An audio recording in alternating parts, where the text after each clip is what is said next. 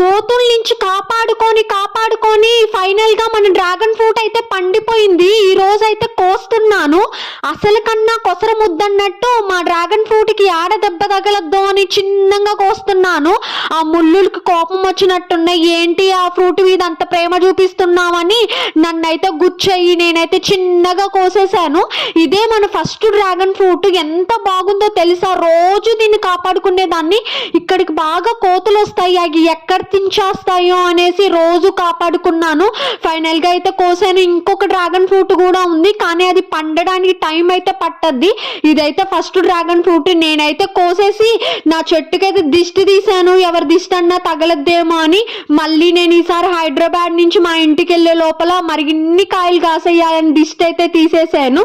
Final గా అయితే నా డ్రాగన్ ఫ్రూట్ నా చేతికి వచ్చేసిందో. మీకు ఈ వీడియో నచ్చితే సబ్స్క్రైబ్ చేసుకొని సపోర్ట్ చేయండి ప్లీజ్.